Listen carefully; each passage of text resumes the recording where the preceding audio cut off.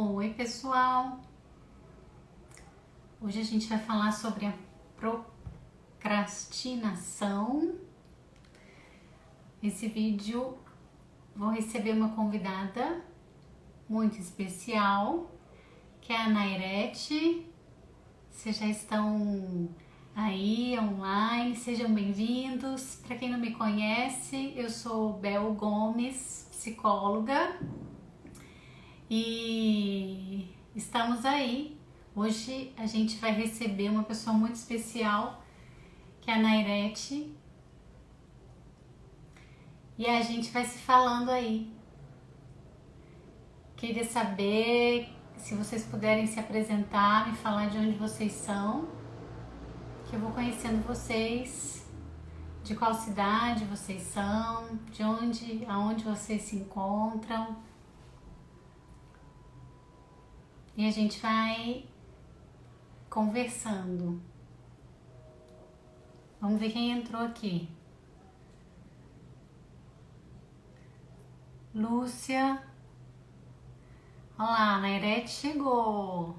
Elcio Rezende de Uberlândia. Danile de Uberlândia.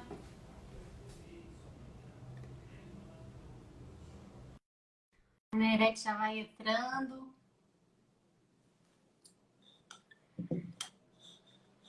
Quero saber. Ei, Nairete, tudo bem? Oi, tudo, tá muito alto já no som. Tudo, boa noite. Olha, boa noite.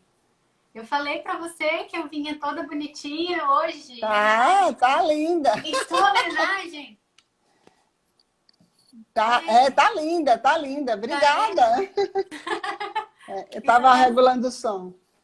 Fiz até um cenário pra você, Nairete. Que linda. Você viu? Eu enquadrei aqui também, tô numa moldura. Eu vi que você tá de festa junina também. Tô. Olha, e tem até pipoca aqui. Nossa, que bom, eu quero essa pipoca aí. Quero essa pipoca aí, Lindão. Ai, meu Deus. Podia transmitir, né? Pra gente Pois poder. é. Coisa boa. Tudo bem, Nairete? Tudo. Você ficou mais novinha ainda com esse penteado aí. Ai, fiquei com cara de menininha? Ficou. Que bom. Bom, Nairete, então hoje a gente vai falar sobre um assunto bem legal, que é a procrastinação, né? Sim. Uhum. O assunto que está sendo muito cogitado, né?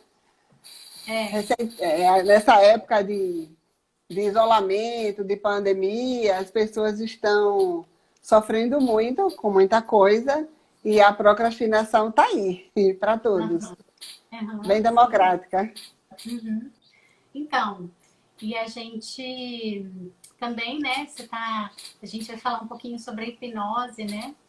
Nesse Sim. projeto que a ideia é, acho que trabalhar ele o ano inteiro. Vamos ver se eu vou conseguir, né? Acho que vou, que é só uma vez. Vai né? sim. Vai Porque a sim. gente faz essa live temática, né? Sim. Justamente para a gente começar a educar as pessoas, né? Em relação à hipnose, existem muitos mitos, né? Quando a gente fala sobre esse assunto, eu acho legal porque eu tenho divulgado, né, esse assunto, e vira e mexe, então, agora que estou fazendo, acho que movimentando mais as redes sociais, vira e mexe, tem perguntas, né? As pessoas me perguntam, tem médicos que me perguntam, porque ainda existe muito preconceito em relação à hipnose, né? E o meu trabalho tem sido esse, de educar as pessoas para que a gente possa mostrar a elas que a hipnose não tem nada a ver com esse bicho de 7 cabeças, né? Que às vezes a Sim. gente pinta. Exato. É Uhum. porque a ideia que as pessoas têm é uma ideia antiga, uma ideia que hipnose era uma coisa que você ia, acho que para algum outro lugar do outro mundo e depois voltava. Né? As pessoas precisam realmente serem educadas com relação ao efeito da hipnose, ao que a hipnose representa e como ela consegue ajudar, como as pessoas conseguem se sentirem ajudadas praticando a auto-hipnose, né? Sim. E E assim, e mostrar também o objetivo é esse também, né? Um dia o médico me perguntou, a hipnose serve, é indicada em quais casos, né? E mostrar para as pessoas que a hipnose é para tudo, serve para todos, né? Sim, sim. Então, por isso que eu vou trabalhando temas aleatórios, mas sempre no final a gente faz um exercício pequeno, né? Isso. Para a gente mostrar para as pessoas que a hipnose, você pode trabalhar qualquer coisa com a hipnose, entendeu? Exatamente. Muito bem. E esse trabalho também está conectado com o meu grupo no WhatsApp, né?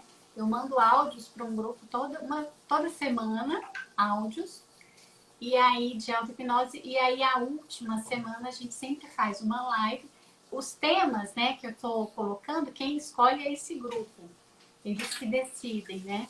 E aí na última semana, ao invés da gente fazer um áudio, a gente faz uma Faz a live, live. porque a gente fala sobre o assunto, né, que a gente, esses exercícios que a gente trabalhou ao longo do mês. Então, você tem uma informação aí científica, racional, a gente faz alia nessas duas coisas, tanto o hemisfério esquerdo quanto o hemisfério direito. O hemisfério Sim. esquerdo, que é o hemisfério racional, que a gente fala, entende, explica, mas o hemisfério direito, quando você faz um exercício de hipnose, de auto-hipnose, de mindfulness, né?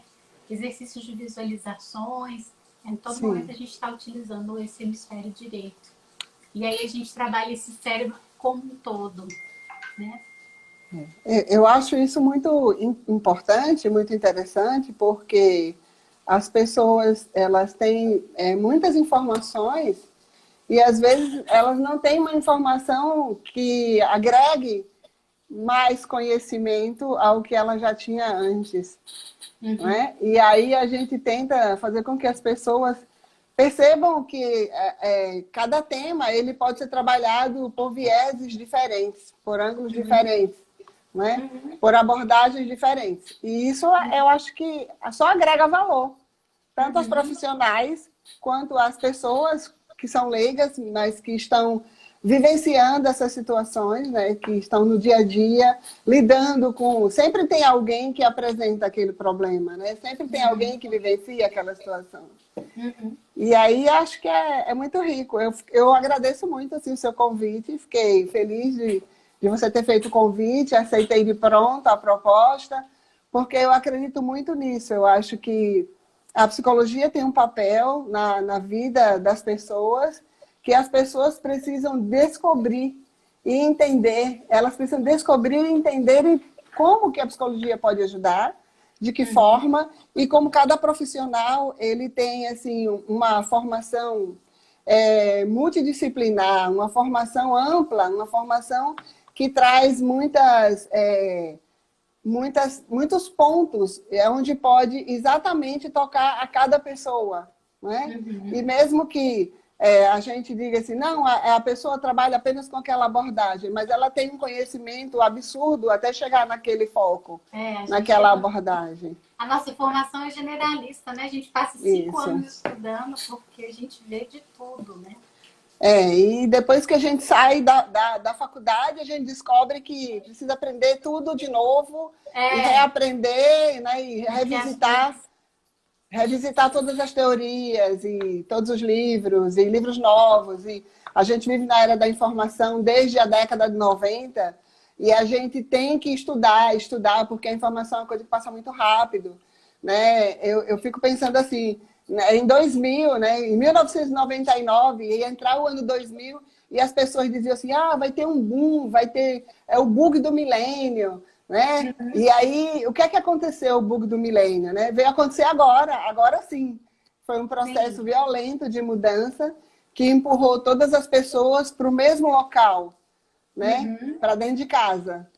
E aí todo mundo passando pelo mesmo problema, vivenciando as mesmas dificuldades, com os mesmos medos e lutando por novos conhecimentos, novas descobertas, para que a gente possa sobreviver a tudo isso e sair disso mais enriquecido, mais fortalecido, com mais conhecimento, com mais habilidades, tendo desenvolvido mais condições de trabalho e de ver o outro, de olhar para o outro. Eu acho que esse olhar que está mudando por força das circunstâncias jamais voltará a ser o de Sim. antes, né? Não seremos a mesma pessoa. Não. E a nossa ciência, a psicologia, ela tem um lugar de destaque no desenvolvimento dessa sociedade. Porque onde tem pessoas, seres humanos, e até os animais, né? A psicologia está lá, porque o nosso objeto de trabalho é apenas o comportamento humano. Então, ou animal. E aí as pessoas precisam saber como usufruir de tudo isso, né? Eu me lembro, Bel, que quando eu entrei na universidade, tinha um grupo dentro... Nairete, só um minutinho, eu esqueci não sei se as pessoas estão entendendo que eu fiz essa roupa toda, essa A decoração, caracterização. porque você é do Nordeste. Se apresenta um pouquinho aí, fala, já que você está falando de onde, da faculdade e tal, fala aí de onde tá você bom. é. Bom, eu sou Nairete Correia, sou psicóloga, sou neuropsicóloga, sou nordestina. Eu nasci aqui em Aracaju, Sergipe, morei aqui até os 18 anos, saí, passei quase 14 anos fora estudando, casei e voltei para cá com filho, marido, bom preço, tudo. E aí, assim, estou aqui em Aracaju já há 30 anos, 31 anos de volta. Eu tenho 36 anos de formada, né? E 36 anos de formada. E, assim, a gente tem feito uma caminhada. Então, quando eu entrei na faculdade de psicologia, em 1978, muitas das pessoas que estão me ouvindo não eram nascidas, nem pensavam que ia existir. E, assim, a psicologia era para poucos. Ela era uma profissão bastante elitizada. Então, tinha um grupo, como eu estava falando, na faculdade, era faculdade particular, católica, que eu ouvia as pessoas que estavam nos períodos mais adiantados falarem assim, eu não vou trabalhar com isso, não vou trabalhar com aquilo, eu só quero atender isso, só vou fazer aquilo. E eu ficava me perguntando assim, meu Deus, uma ciência tão bonita, um estudo tão profundo, estudar a personalidade, entender como é que as pessoas se comportam, quem são as pessoas, e fechar assim, e escolher um lugarzinho, um grupinho, e eu não me conformava muito com isso. E aí eu comecei a minha faculdade em Maceió, no SESMAC, e mudei para Mato Grosso do Sul, me casei e fui embora para o Mato Grosso do Sul e fui estudar na UCDB. Hoje é uma universidade, a Universidade Católica Dom Bosco, antes eram Universidades Católicas do Mato Grosso. E assim, foi tudo de bom que eu fiz na minha vida, né? Ter ido embora para um outro lugar e fiquei lá um tempo. Nós ficamos lá, acho que quase 9 anos. E me formei, comecei a trabalhar e tal. E depois vim para Maceió e depois vim para cá, para Aracaju. Quer dizer, eu vim voltando, fazendo o caminho de volta, percorrendo os mesmos lugares. E nesses 36 anos, a psicologia evoluiu muito. E assim, eu sou muito orgulhosa de mim, de dizer que eu nunca parei de estudar, eu nunca parei de buscar. E assim, eu fiz muitas pós-graduações, muitos cursos de formação, porque eu sempre pensava assim, onde eu chegar, eu preciso trabalhar com o meu conhecimento. E a psicologia, ela foi evoluindo enquanto ciência, ela foi evoluindo, e graças a Deus, né? Eu que tinha estudado terapia cognitiva lá da década de 80, né? Eu fiz outra formação em terapia cognitiva agora em 2018, né? 2017 eu comecei e terminei em 2018. Por quê? Porque é completamente diferente, né? As técnicas, a prática. E aí eu fiz a minha formação, a minha especialização em neuropsicologia em 2015, porque eu pretendia me aposentar da universidade, né, onde eu era psicóloga, e tinha uma formação de base, eu era rogeriana, tinha outras formações na área de psicoterapia e outras abordagens, mas faltava alguma coisa para mim. E desde 2000 que eu sonhava com a neuropsicologia. E não tinha tido oportunidade. Então eu pensei, vou me aposentar, eu tenho que dar um up na minha profissão para continuar no mercado. E fui fazer na USP, foi uma coisa muito boa, foi um divisor de águas para mim. E, enfim, eu gosto muito, eu só sei ser psicóloga na minha vida. Que bom, Não teria outra profissão, né? que bom, Então, né? hoje a gente está aqui no dia de São João fazendo essa E live. Muito disse obrigada isso pelo tudo. convite. E boa noite para todo mundo que está chegando aí, né? Isso, muito bom, Nairete. Então vamos lá, vamos conversar, Nairete. Vamos falar sobre a Vamos. procrastinação. O que é a procrastinação? Então, né? Se a gente começa a falar da procrastinação por um ângulo da nossa ancestralidade, a gente vai conseguir entender que, assim, 95% das pessoas, elas têm um pouco de procrastinação, né? Porque a procrastinação em si, ela é um adiamento. Você adiar coisas que você tem que fazer, que você precisa fazer, que às vezes você tem um prazo para cumprir, e você vai postergando aquilo, você vai deixando aquilo para mais tarde, né? Então as pessoas, elas fazem isso de forma irracional. Não é uma Ou coisa, seja, procrastinar é normal. é Todo normal, mundo é normal. procrastina, né? Sim. Quando é que deixa de ser uma coisa normal? Quando a pessoa se torna escravo disso. Quando Uhum, a pessoa fica a serviço desse adiamento, dessa procrastinação. Quando ela tem emoções negativas com relação ao comportamento dela de procrastinar. Quando ela sente desconforto psicológico. Quando ela sente insatisfação e culpa. uhum, Aí sim, a procrastinação vira uma coisa ruim na vida da pessoa. uhum, Né? E assim, é, de 15 a 20% das pessoas que procrastinam, elas se tornam crônicas. São pessoas uhum, que vão fazer isso a sua vida inteira. Até uhum. porque modificar o comportamento, assim, como é que faz para deixar de ser procrastinador? Ah, Como é que essa é uma boa faz? pergunta. Né? A gente vai Acho que todo mundo conversando quer saber. e a Uhum. gente vai entendendo. Aí tem assim 1 milhão de coisas, de ofertas na internet. Visitei vários sites, né, artigos científicos, vi muitos filmes, muitos, né, YouTuber. E aí a gente vê que cada pessoa que estuda o tema, ela tem uma visão do tema e ela segue uma linha, né? Então tem treinamento para a pessoa deixar de ser procrastinador, tem um monte de informações e tal, que assim, não que eles não sirvam e não sejam verdadeiros, mas olha, para você modificar uma estrutura, né? Porque acaba que é um esquema, se torna um esquema mental para a pessoa, né? Uhum. É muito difícil, porque mexe com um tripé comportamental, afetivo e cognitivo. Uhum. Não é uma coisa que você faz intencionalmente e você vai repetindo aquilo e vai se acostumando com aquilo. Aquilo vira uma rotina para você, principalmente porque as pessoas que procrastinam, elas tomam essa atitude por insegurança, Uhum. porque não quer enfrentar aquele desafio, Uhum. porque tem medo de não conseguir dar conta, né? Uhum. Então, assim, tem muitos fatores envolvidos no ato de procrastinar, né? Então, Uhum. a gente vê, assim, muitos estudantes que têm uma prova, vai ter uma prova na semana que vem. Aí o professor deu a tarefa há 15 dias atrás. E aí ele diz assim, olha, daqui 2 semanas a gente vai ter prova. O assunto é esse, esse, esse. Aí eu vou deixar para estudar na véspera da prova.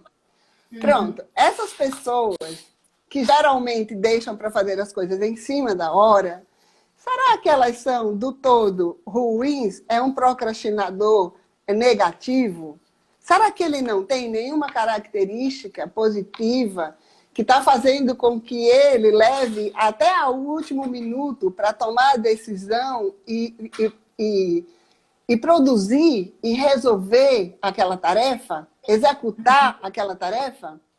E aí, Uhum. assim, alguns pesquisadores, eles falam que o procrastinador positivo, né? Uhum. Positivo. Uhum. E, tem o ativo positivo e tem o passivo, né? Uhum. O positivo, ele pode ser uma pessoa que funciona muito bem sob pressão. Sim. Ele precisa do estresse, da pressão, para ele poder resolver a tarefa e resolver bem feito. Fazer bem feito. Tem Entende? gente que funciona melhor sob pressão, né? Exatamente. Então ela vai deixando, porque ela sabe que ela tem capacidade para resolver, ela sabe que ela tem competência de fazer e fazer bem feito, né? E ela vai deixando as coisas para mais tarde. E aí ela consegue fazer, ela vai conseguir fazer. O outro, ele não consegue fazer, e aí ele começa a se culpar, se responsabilizar. Aí ele começa com pequenos atos. Por exemplo, ele vai e tem uma tarefa para fazer. Aí ele tem que ler um texto, fazer uma resenha, digamos assim. E aí ele pega o livro, coloca ali em cima e diz, vou ali tomar um cafezinho. Aí vai tomar um café. E o livro está lá. Aí ele volta com o café, abre a página, aí olha o índice, vê a página, começa a ler, a marcar, aí diz, vou buscar uma água. E ele vai. Mas se no caminho ele encontrar alguma coisa que tire sua atenção, que tire o seu foco, ele fica.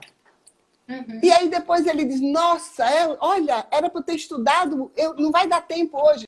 Amanhã eu leio. E deixa para amanhã. E amanhã ele vai fazer exatamente igual. Por quê? Porque ele é uma pessoa que está resistindo. Ele está se distanciando daquilo, porque às vezes é uma coisa que ele diz, nossa, será que eu vou dar conta? Será que eu vou fazer? Ai, é muito chato isso.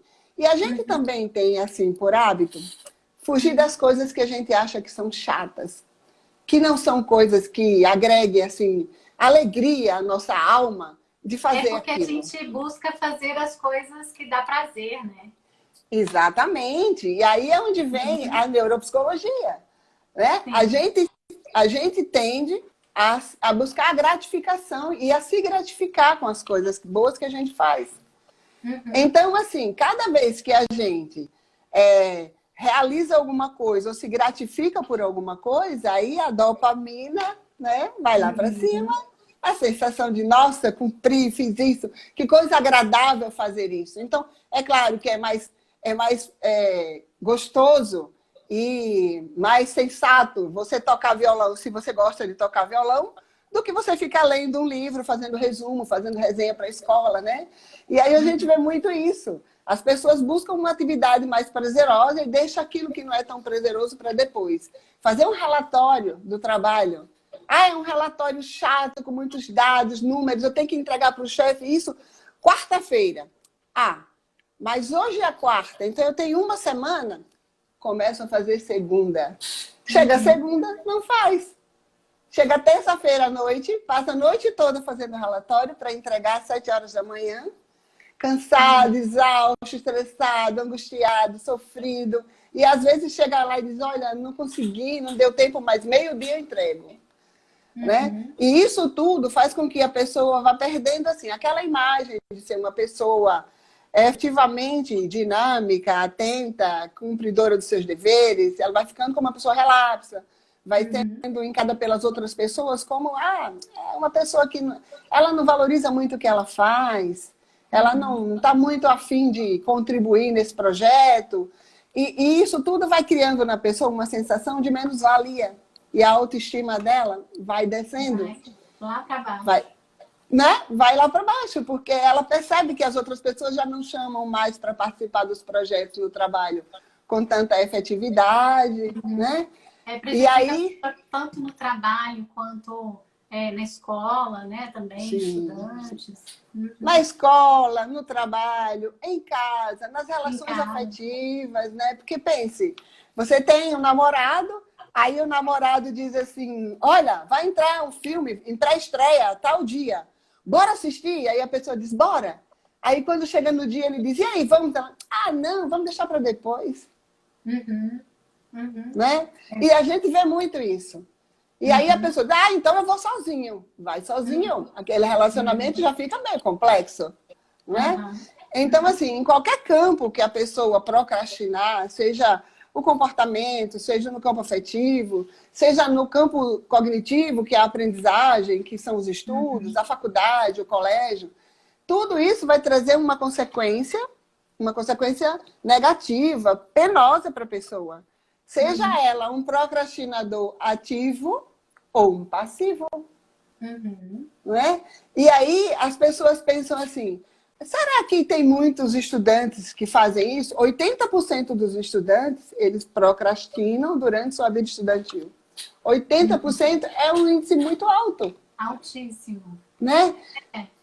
Mas tem a ver com aquilo que a gente está falando, né? Da procrastinação normal, que todo mundo procrastina. Sim. Mas eu acho que nesses casos, né? Quando a procrastinação ela é mais evidente, como você já falou, talvez também tenha um sentimento aí por trás de insegurança, né? De medo, de achar que não é Sim. competente. Então, Tem relação uma coisa com a outra? tem toda a relação, Bel, toda. Olha, 80% procrastinam, mas 50% entra no processo de sofrimento. E de 15 a 20, de 15 a 20, e de 15 a 20% é crônico. É aquele que só vai no ferrão, né? E você tem que... Em relação a esse crônico, deixa eu te fazer uma pergunta. Você já viu alguma pesquisa que quanto tempo demora para cronificar isso? Porque você não pode falar que um adolescente é crônico, um procrastinador crônico. Você acha que dá para falar isso? No material que eu visitei, essa cronicidade, ela se dá porque a pessoa, ele procrastina criança, ele procrastina adulto, adolescente e leva para a vida adulta dele. E ele vai ser sempre aquele que deixa para mais tarde. Agora, Bel, se a gente olhar para tudo isso pelo ângulo da nossa ancestralidade, quem somos nós? Nós somos os seres que evoluíram de animais que caçavam e que eram caçados. E as pessoas saíam para caçar, para buscar alimento, para buscar coisas, e no caminho elas tinham que se esconder e que fugir para não serem atacadas, comidas, perseguidas, e mudava o foco. Os animais faziam isso e os humanos também faziam isso, né? Então, assim, a gente vem de seres que foram desenvolvidos a partir do medo, né? Do medo. O medo de virar uma presa fácil. O medo de ser destruído, o medo de não conseguir angariar os alimentos para seu grupo, né? E a gente tem isso muito forte dentro da gente. Mas tem coisas que são positivas. Veja só, quando você tem uma tarefa que você diz assim, nossa, eu preciso fazer isso, mas eu vou fazer, depois eu faço. Você precisa entender qual é a importância que essa tarefa tem. Qual é a urgência que essa tarefa tem?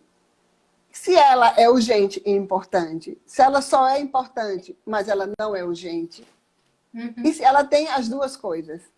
E separar isso.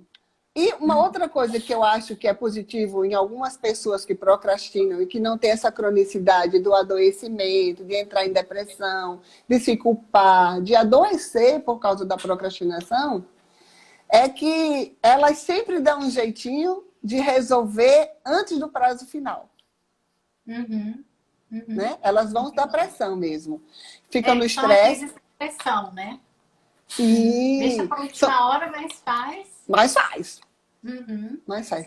São aquelas pessoas que são movidas pelo estresse. O estresse positivo, né?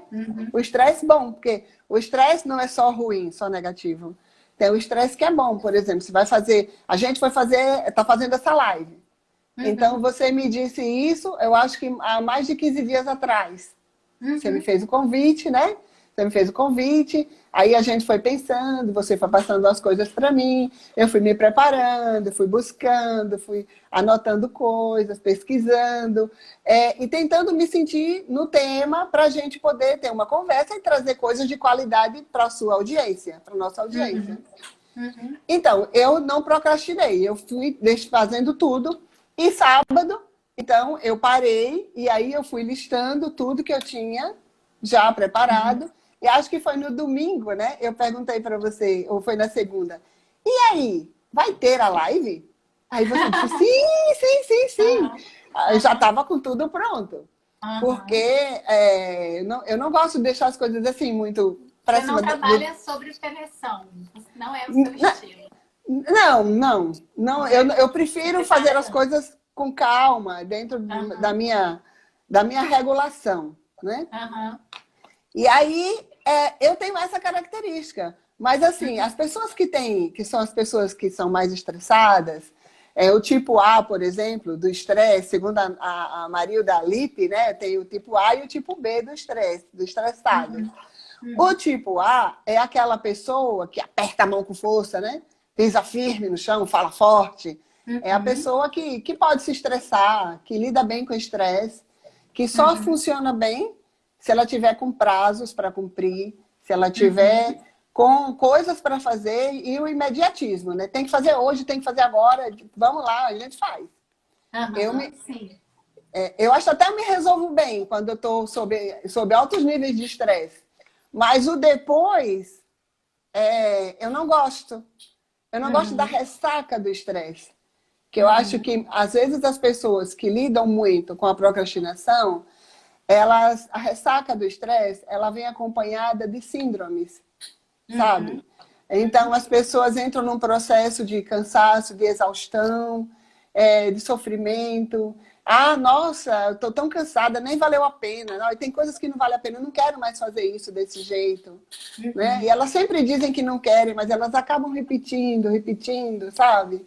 E, assim, é bom que as pessoas... Que a Érica, aqui, ela escreveu, mas sempre há prejuízo, porque poderia ser mais bem feito, refeito, revisado, enfim, para o resultado poder ser bom, mas poderia ser excelente. Então, é isso, né? Quando você faz as coisas muito em cima da hora, vem essa ressaca do estresse e às vezes coisas que você poderia ter feito com mais calma para ter revisado, você não consegue fazer, porque não dá tempo. Exatamente. Então, assim, eu acho que a gente, quando a gente faz as coisas com calma, a gente tem tempo de ver, de rever. E, assim, as pessoas que têm, por exemplo, o pessoal que tem um pouco de transtorno, de déficit de atenção, ou é muito hiperativo, muito impulsivo, elas sofrem muito.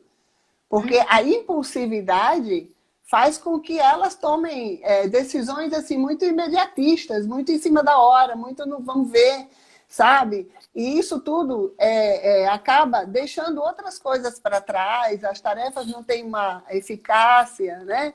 E uma das coisas que a gente tem que se preocupar muito é com a autoeficácia. Você tem que se sentir eficaz. Né? Quando a Érica diz que sempre tem prejuízo, tem. Sempre que a gente faz as coisas muito em cima da hora, ou a gente tem algumas pessoas que nos ajudem a leia aí, vê como é que tá, reveja aí, faça isso, para a gente não passar batido, não cometer nenhum erro, fica difícil. Então, eu acho que a gente sempre tem que pensar que procrastinar é ruim, mas tem pessoas que convivem muito bem com isso. É ruim quando você está a serviço disso, sabe? A serviço da procrastinação. Quando você, por exemplo, alguém falou assim para mim essa semana, nossa, eu estou muito mal porque eu tenho um relatório para entregar, eu não estou conseguindo fazer meu relatório. Desde o final de semana, passei o final de semana inteiro tentando fazer meu relatório e eu não consegui concluir. Eu estou muito sonolenta. Aí a pessoa entra num processo de fuga, né? Ela não aceita que ela não está conseguindo fazer. Mas ela não tem ânimo, ela não tem força, ela não tem uma motivação intrínseca para fazer. Ela precisa que alguém puxe ela, tira lá de dentro do fosso e diga para ela, olha, você é capaz, você pode sim. E olha, você tem tantas horas, e em tantas horas você vai dar conta. Que é uma motivação extrínseca, que vem de fora. Então, tem uma série de fatores que influenciam, né? Por que as pessoas procrastinam?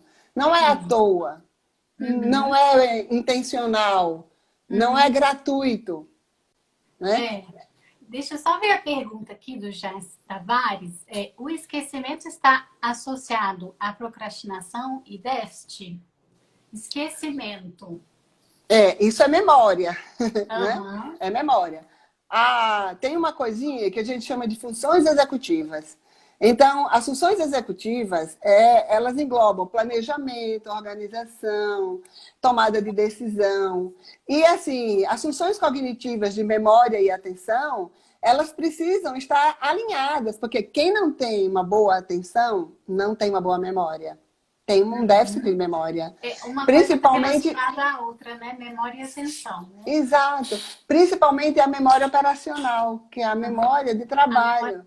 Aquela que a gente chama de curto prazo, né? Sim, aquilo que você precisa para fazer as coisas do seu dia a dia.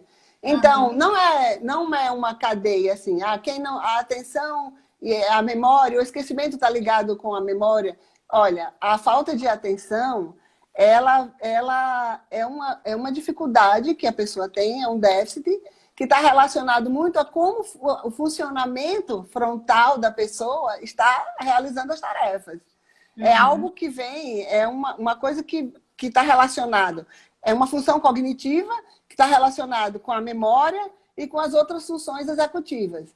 Então, quem tem déficit de atenção não é procrastinação, não é esquecimento, é déficit de atenção mesmo. É uma função do neurodesenvolvimento. A pessoa já se desenvolveu com aquela falha. Ela tem uma falha no processamento cognitivo.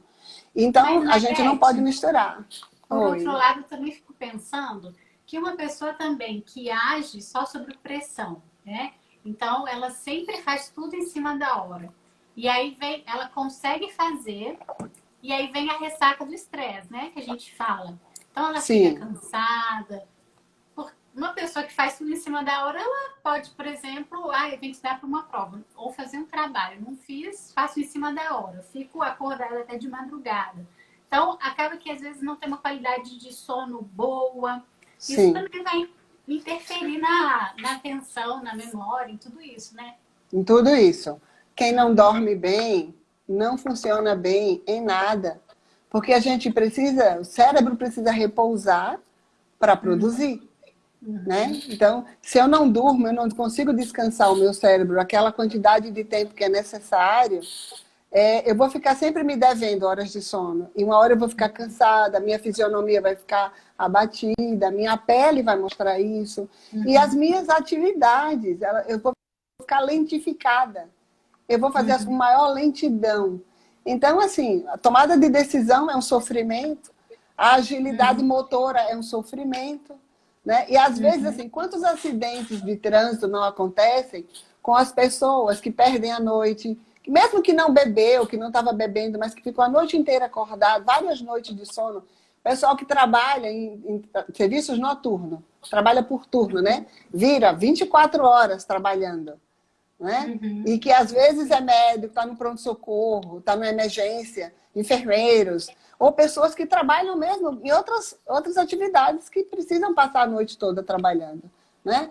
Então, assim, antigamente a gente tinha o centro de processamento, né? Onde as pessoas que trabalhavam na área de informática, de banco, essas coisas, eles trabalhavam e viravam à noite. Né? É bem complexo. Perder sono, perder a hora de descanso, o sono comprometido, já foi comprovado cientificamente, que prejudica tanto a atenção quanto a memória, as funções executivas, o desempenho cognitivo da pessoa fica prejudicado. Então, assim, para a gente fechar esse ponto, a gente pode dizer que memória, que atenção é diferente de procrastinação, né? E que às vezes tem gente que realmente pode ter uma falha no processamento cognitivo aí, da atenção.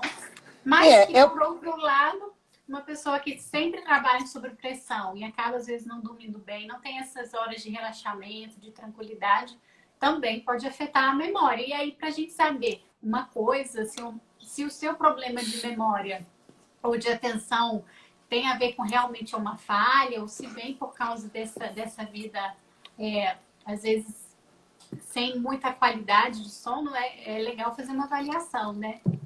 Eu acho, assim, como é que chega no consultório pra gente, né? Como é que chega pra gente no consultório? Pra mim chega assim, doutor, eu vim pra cá porque eu tô com ansiedade, eu tô muito ansiosa, e aí eu não consigo dormir direito porque eu tô ansiosa, eu não tô indo bem na faculdade por causa da minha ansiedade, e assim, eu não tenho disposição para estudar, eu me sinto assim, eu não tenho vontade, não tenho mais tesão pela escola, pela universidade, eu queria mudar de curso. Enfim, chegam várias queixas, assim. A queixa principal que vai não é a procrastinação, é a ansiedade. E aí eles vão com ansiedade, e aí assim, eu não consigo ler, eu não consigo focar, não consigo focar. E aí, assim, claro, a gente como profissional, né, psicólogo, que entende sobre o funcionamento cognitivo da pessoa, o cérebro, a gente vai, então, ouvir todas as queixas e vai pontuando aquilo, né? Bom, ele falou que sente isso, isso, isso, isso, isso. E aí a gente vai conversando com a pessoa e vai observando. E tem os questionários que a gente aplica para ver nível de ansiedade, nível de depressão, nível de procrastinação, se a pessoa realmente é um procrastinador, qual o grau que ele está, esse nível de procrastinação. E assim, como eu trabalho com terapia cognitiva, a gente tem vários instrumentos que facilitam a vida da gente, porque a gente pede para a pessoa responder questionários, materiais que são editados, né, por vários pesquisadores da área das ciências, da psicologia, e a gente tem esses instrumentos que podem nos ajudar. E a gente vai avaliando e a gente vai dando a devolutiva e vai conversando com a pessoa, mostrando, olha, a gente precisa melhorar nisso, esse seu ponto aqui está mais fragilizado. Vamos ver como vai direcionar, então, um treinamento, um treino cognitivo, né? Um trabalho voltado para que ele possa desenvolver certas habilidades cognitivas que vai melhorar nisso. Por exemplo, às vezes as pessoas têm uma dificuldade muito grande com gestão de tempo. E aí, assim, quem procrastina, é claro, tem dificuldade de gerir o seu próprio tempo. Se você faz um treino de gestão de tempo com essa pessoa, ela vai melhorar a capacidade produtiva dela. Tá. E aí vira uma cadeia. Vamos ver, agora a gente já está se aproximando, né, dos nossos minutos finais, faltam 15 minutos, um pouquinho mais. Nossa, tão rápido! Passa rápido, Nairete. Ai, socorro! Ainda quero um pedacinho, né, para eu Isso. exercício.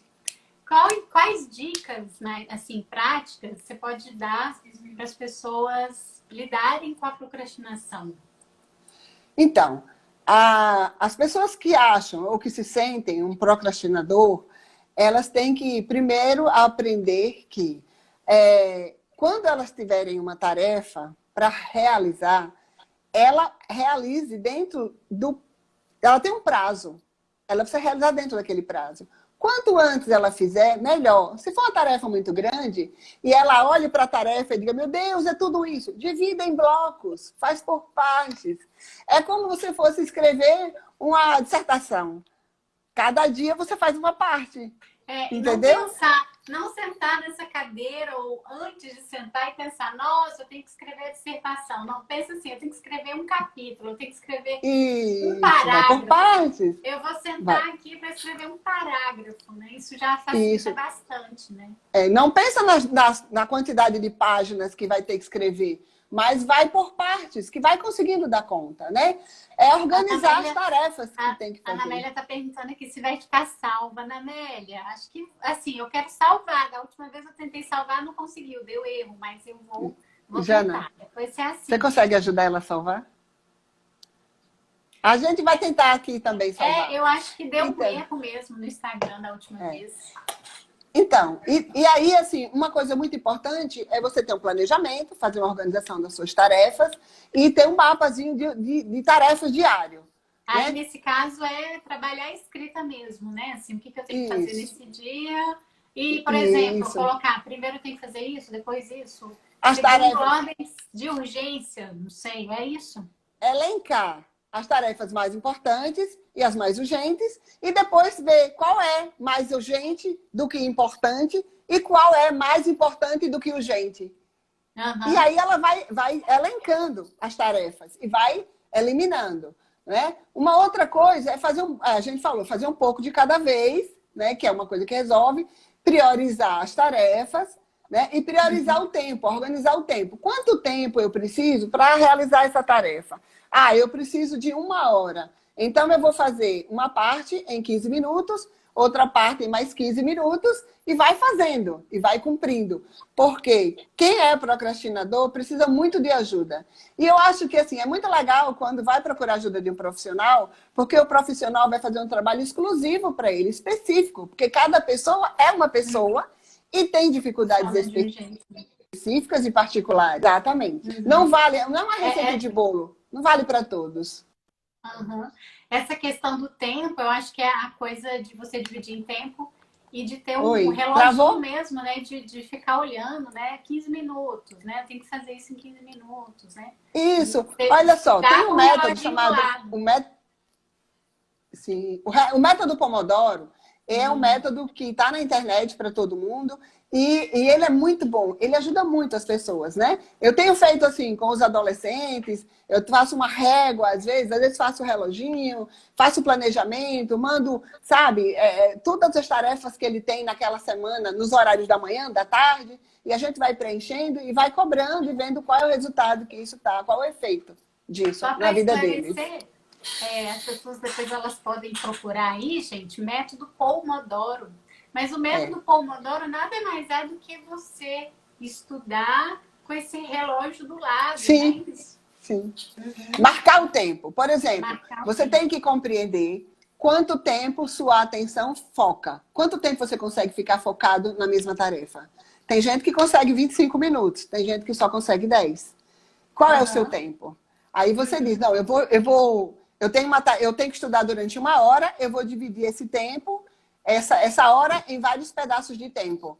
E aí eu vou fazer, cada tempo, eu dei um descanso de alguns minutinhos para recomeçar a tarefa. Que é para você poder descansar o seu cérebro, porque cada um tem um funcionamento exclusivo, Uhum, né? sim.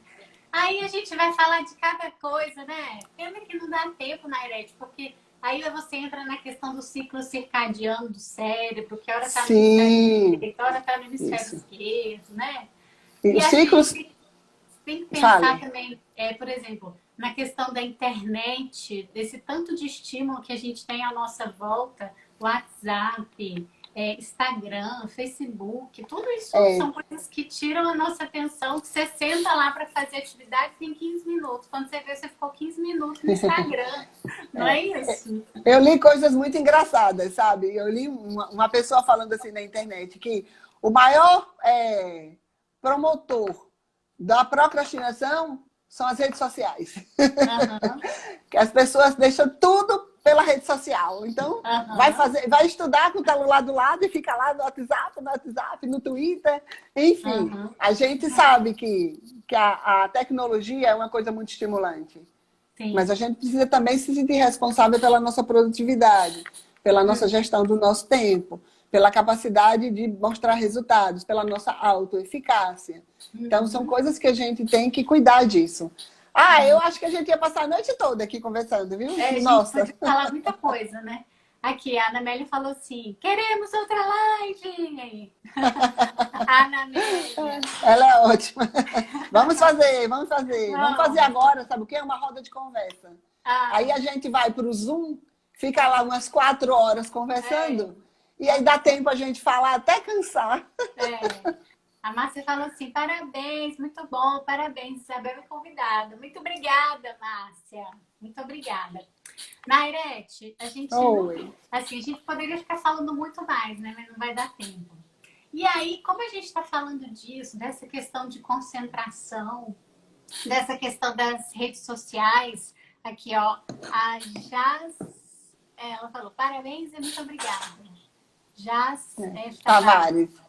É. Pessoal, eu vou fazer um exercício aqui com vocês. Espero que vocês fiquem, porque eu acho que uma das coisas, né, que eu, por exemplo, ensino para os meus pacientes, a Volha está aqui. Obrigada, Volha. Amém. Muito obrigada, gente.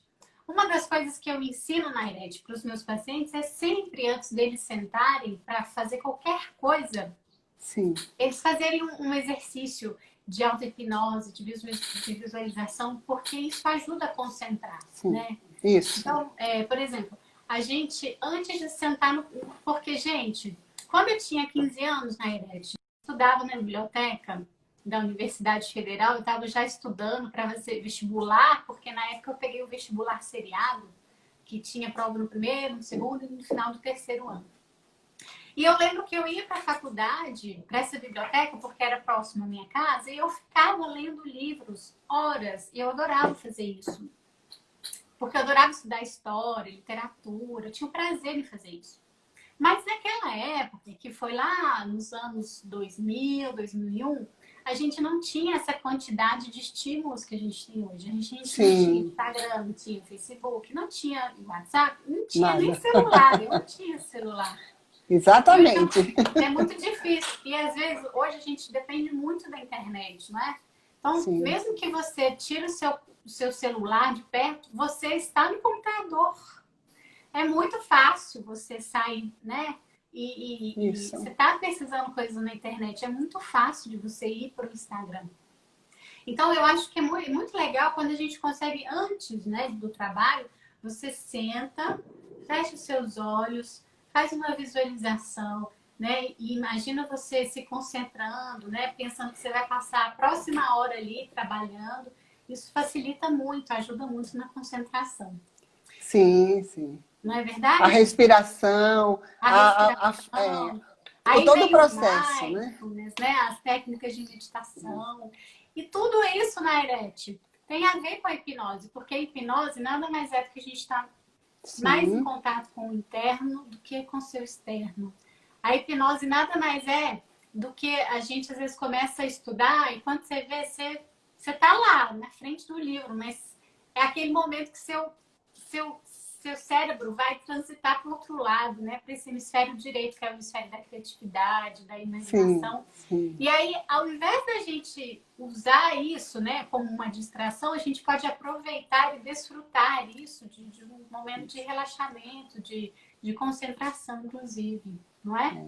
Eu gosto muito do jeito que você fala da Aham, auto-hipnose, porque você fala de uma forma muito simples.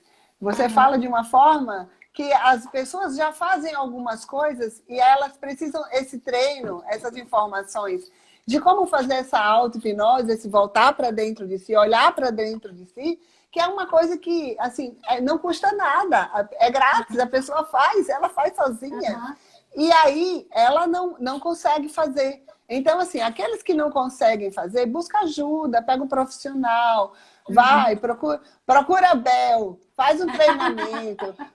Isso, entra no grupo, Aham, aprende.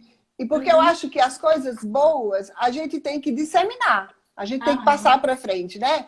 E a gente tá convivendo muito com isso, né, Bel? A gente está Sim, vendo que a psicologia ela não tem fronteiras, que a aham, psicologia está aí para todos, que aham, a psicologia precisa entrar em todos os lares, em todos os lugares, abraçar todas as pessoas.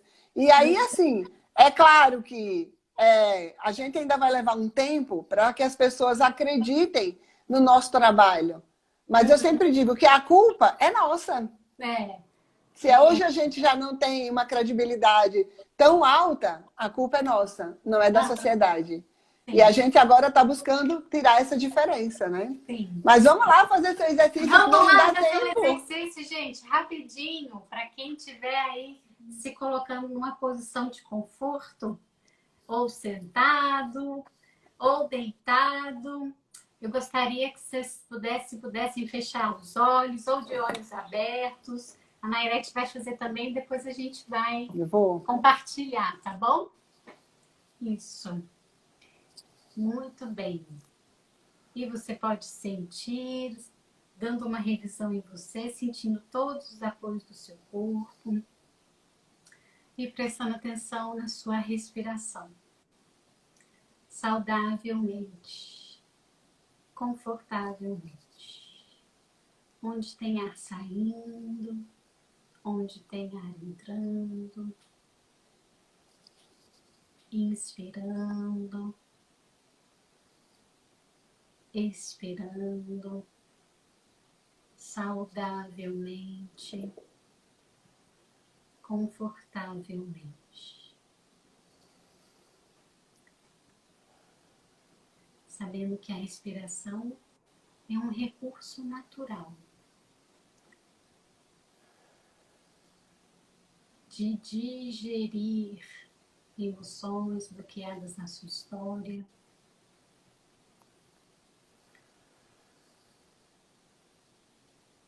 Pensamentos.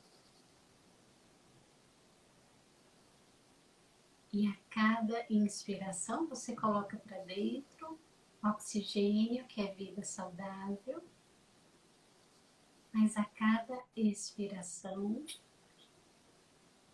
você coloca para fora gás carbônico e todas as coisas que não fazem bem para você. A distração, a falta de atenção, o medo, a insegurança. E naturalmente, a cada inspiração,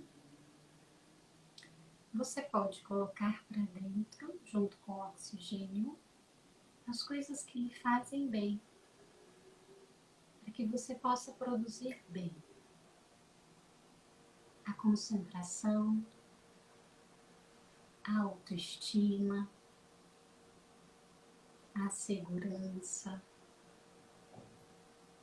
saudavelmente, confortavelmente, no seu próprio tempo, no seu próprio ritmo, do seu jeito. Isso. Muito bem. Assim como você está fazendo agora. E seus olhos podem estar fechados, pesados. Talvez você pode sentir os seus olhos se movimentando para trás, mais para trás. Isso mesmo. É assim mesmo. Cada vez que você entra mais e mais para dentro, em contato com você mesmo, você pode sentir essa sensação de conforto, de segurança, de prazer e bem-estar. Porque é saudável fazer, produzir. Sentindo essa sensação de realização, a dopamina sendo liberada. Porque por mais que as atividades não sejam agradáveis, produzir é agradável. A sensação do trabalho feito, bem feito.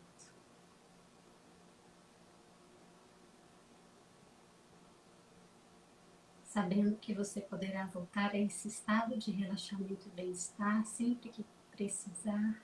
Basta respirar fundo 2 ou 3 vezes, sabendo que a sua respiração está aí trabalhando automaticamente por você mesmo, e que a cada respiração você vai aprendendo mais e mais a produzir com tranquilidade, com segurança, agradecendo a sua mente mais sábia e mais profunda por esse momento de crescimento e aprendizado, no seu ritmo, no seu tempo. Você pode ir voltando para o aqui e para o agora, movimentando os dedos dos pés, movimentando os dedos das mãos, se espreguiçando gostosamente e abençoando. Nairete, não vai dar tempo, só uma palavrinha para você partilhar com a gente da sua experiência, a primeira que vier na sua cabeça. Paz. Paz. Tranquilidade, paz. Alívio, né? Isso. E se a gente faz um exercício desse simples, antes de começar a fazer qualquer trabalho, né, vai ajudar muito na nossa concentração, na nossa atenção e tudo mais, né? Isso. E foi muito bom. Eu estou me sentindo muito confortada. Consegui relaxar o Danilo. Que bom, Danilo. Ô, gente, falta um beijo para você, Danilo. Falta só 30 segundos, a nossa live vai acabar. Nairete, muito obrigada por esse encontro. Adorei. Obrigada a Espero que você. possa se ver mais vezes, falar mais vezes. Né? Obrigada a todo mundo que participou, né? Muito obrigada por todo mundo que participou da live. Vai me seguindo e vai seguindo a Nairete. Qual que é o seu Instagram, Nairete? Cuidar Psi, não é? Arroba Cuidar Neuropsi. Isso. Segue a Nairete lá. Eu vou fazendo mais lives por aqui. Sempre que vocês estiverem por aí, a gente vai se falando. Tá bom, gente? Obrigada pela presença de